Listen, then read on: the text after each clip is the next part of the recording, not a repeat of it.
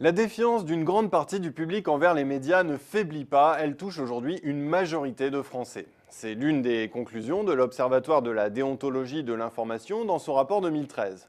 On pourrait même dire que le fossé se creuse. Aujourd'hui, 7 Français sur 10 montrent toujours de l'intérêt pour l'actualité, un chiffre à peu près stable, mais la cote de confiance des médias, elle, est en baisse, moins 4 points en 2 ans à 23%.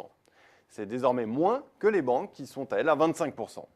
En fait, dans son rapport, l'ODI souligne que les Français sont en demande de sécurisation de l'information et liste un certain nombre d'erreurs qui alimentent la défiance. Par exemple, le manque de vérification des chiffres, comme lorsqu'un quotidien avait titré sur le montant de la fraude fiscale entre 60 et 80 milliards.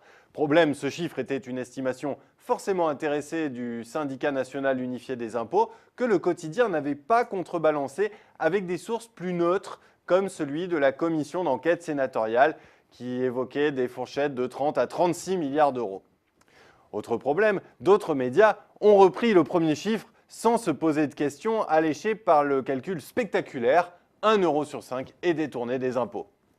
D'ailleurs, cette information survendue pour la rendre plus sensationnelle, ce que l'on pourrait qualifier d'info-spectacle, est une autre source de défiance pointée par le rapport.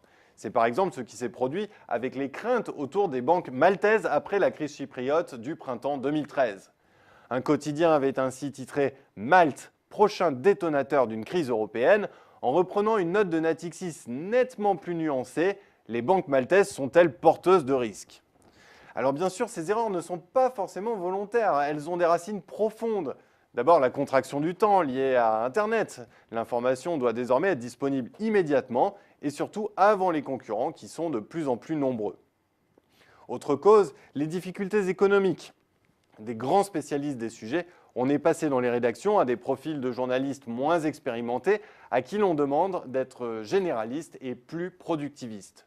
Autrement dit, il y a de fortes chances que le rédacteur soit lu par un lecteur qui connaît nettement mieux le sujet que lui et décèlera aisément la moindre erreur. Par capillarité, il faut bien le dire, ce lecteur va avoir tendance à perdre la confiance qu'il accorde à l'ensemble du support. Vous l'aurez donc compris, la multiplication de ces erreurs est une conséquence directe de la crise de la presse. Mais cette dégradation de la qualité entretient aussi cette crise. C'est donc une conséquence qui est en train d'en devenir l'une des causes.